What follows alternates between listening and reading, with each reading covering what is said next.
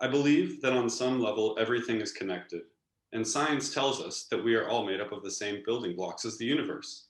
All matter is made of atoms. At some point, our atoms made up of stars, and after eons of complex rules applied to our atoms and environment, here we are. Isn't that wonderful? Just like everything, our industries and our way of living are all interconnected. And in spite of that awe and wonder, our planet is on an increasingly dangerous course, which is becoming more and more apparent with each passing day.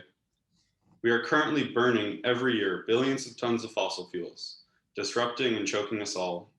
Fuel which comes from millions of years worth of forests and organisms, not to mention the forests we are burning on this planet right now. Our connection to the land is broken. Our monoculture crop practices, which only work with massive pesticides. That's why the bees are dying. It's a structural change, a story change. We cannot consume our way out of the hole we consumed our way into. A generation or two ago, Earth was not yet in such pain, and we had a story of ascent, progress, and conquest that absorbed much of the pain there was, which was still a lot. Today, the story of technology makes life better and better. It's tottering, though, and pain grows beyond all our attempts to deny it.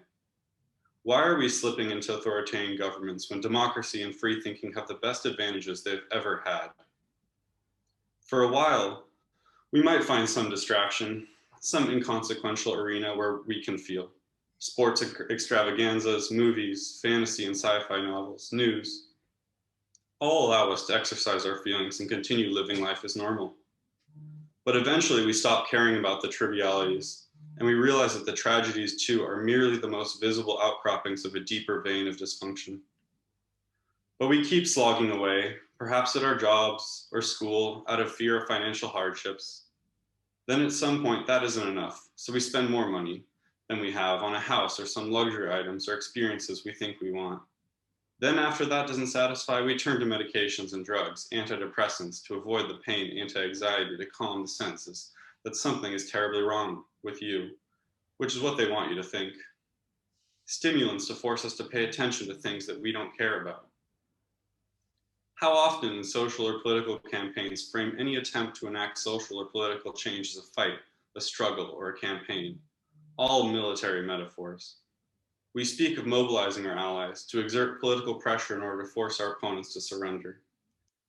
If we grant the premise that nature bears no inherent tendency towards organization and that life is just a random collection of lifeless generic building blocks bumping around by purposeless forces, then clearly there is no problem about seeking to conquer nature and turn it towards human ends.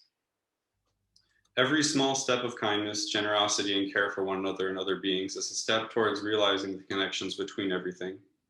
We see ourselves as separate beings, independent forces, when really we are all part of the same tapestry. The first step in creating change is to receive a vision that feels true. The second step is to heal the wounds and doubts that that vision illuminates. The third step is to take the path into service, which is a path of self-realization. Thank you.